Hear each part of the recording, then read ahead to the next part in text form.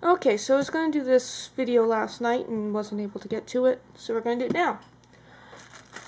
Pulling the first couple moldings from the Cthulhu Cameo. I think we're going to start with black.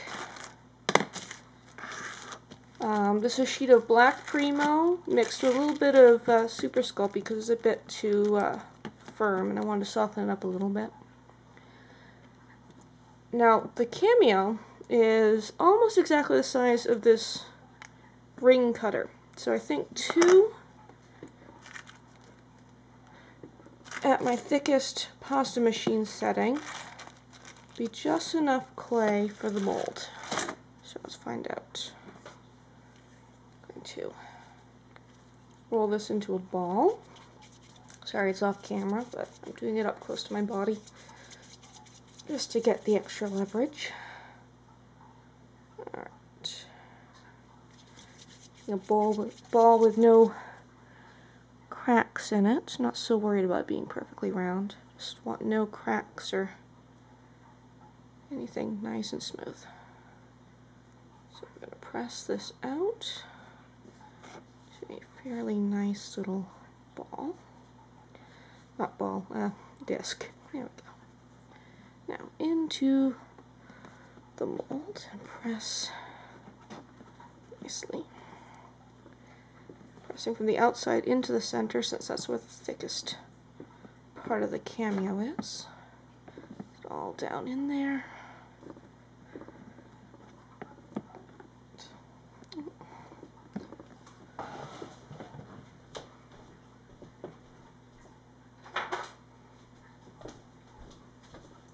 Take this little roller and flatten out the bottom. Then flatten it. Trying to get a nice flat bottom on the Cameo. Now we're going to take this little stamp I made with a different batch of 2-part silicone. That's just got my initials. Stamp it on the back. Now demold. That came out. Uh-oh, sticking just a little bit right there. Oh, beautiful. Check that out. See, hope you can see the detail came out quite nicely. Now to bring out some detail some more, got these mica powders. These are Perlex powders, and I absolutely love them. Best way I think to get started with Perlex powders, if you aren't used to using them with polymer clay, is they have wonderful 12, oops, I have one of this color that's already open. I'll find that one. They're 12 jar sample packs, and there's 3 different sets, and so yeah, start with those little sets, and then as you see which colors you use the most, get the full-size jars.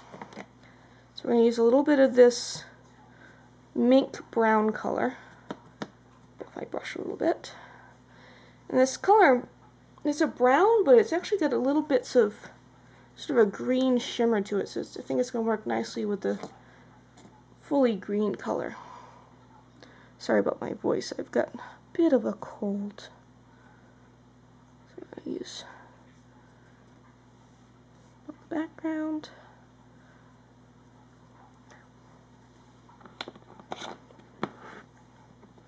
Now some of the brighter green. A little bit less of that. Mostly really want to get around the edges of the bezel. There. Now you should be able to see the detail a little better.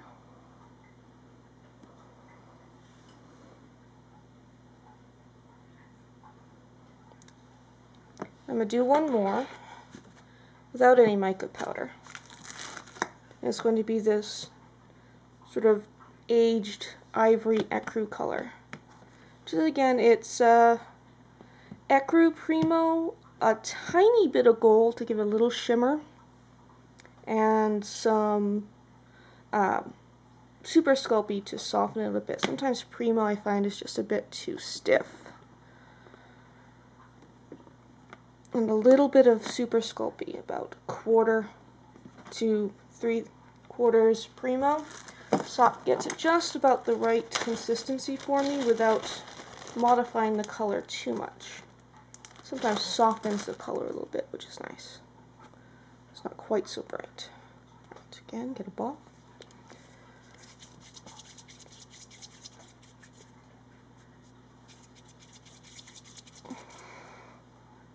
Okay.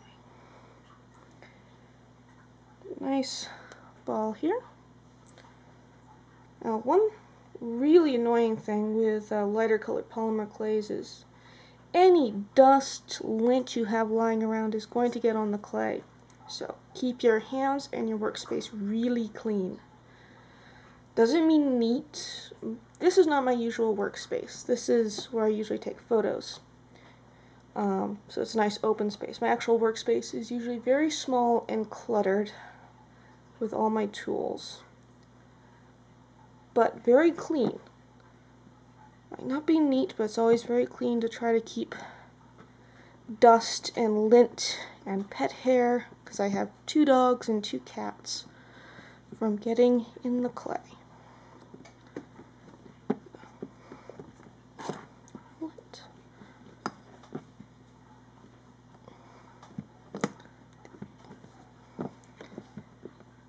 Stamp. Let's see my, should get a close up of my stamp.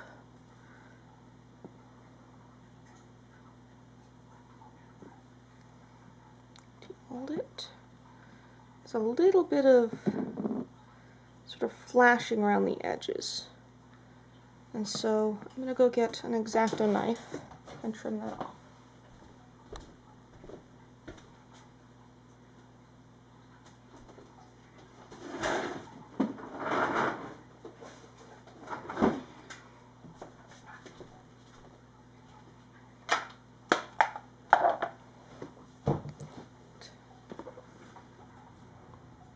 Take and very carefully trim around the edges. You just want to get the worst of it off. After it bakes, I can go back with a little bit of sandpaper and clean it up some more. Just want to get the worst off.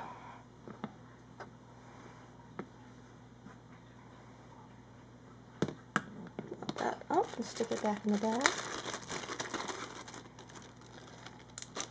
I tend to keep all my clay mixes in little sandwich bags. Probably should label them, but I never do.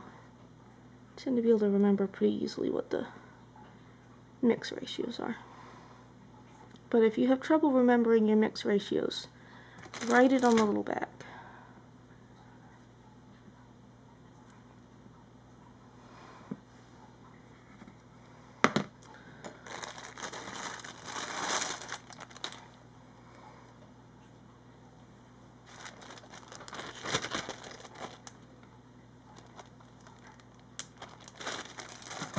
And we're done.